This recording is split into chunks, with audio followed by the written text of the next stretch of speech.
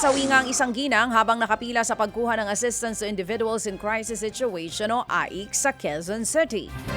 Sa inisyal na impormasyon ng Quezon City LGU, bigla pong nawala ng malay ang 53 taong gulang na biktimang residente ng barangay Sauyo.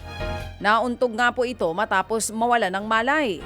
Agad namang responde ang Quezon City DRRMO at isinugod po ito sa East Avenue Medical Center. Sa kabila naman niya, nasawi rin ang biktima makaraan pong ilang minuto. Nagpaabot na po ng burial assistance ang LGU sa pamilya ng biktima. Arestado naman ng isang Vietnamese national sa isang bahay po sa Parañaque City na ginawa umanong klinik. Nabistong suspect na iligal na nagsasagawa ng mga cosmetic surgery sa mga Pilipinong kliyente kahit wala po itong kaukulang papeles. Sa social media at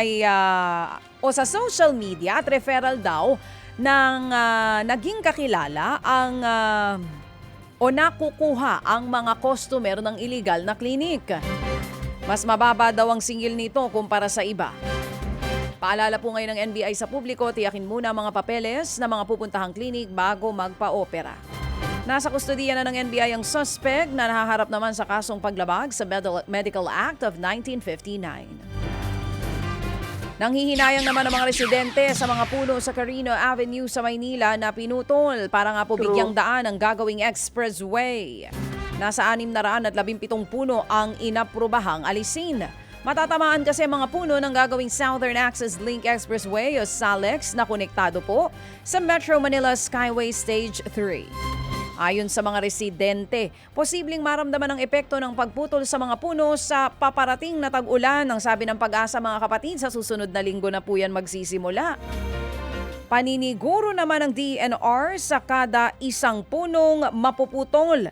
100 seedling ang kailangang itanim bilang kapalit nito. Kailan pa yung tutubo?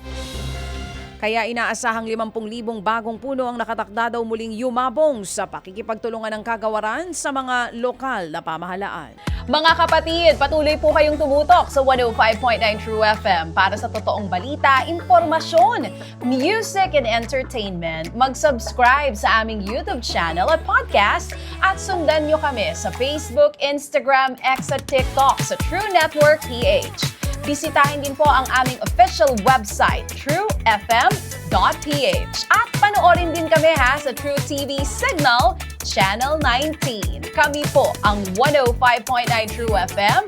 Laging true sa'yo, kapatid. Ito tayo sa totoo, tunay at tapat.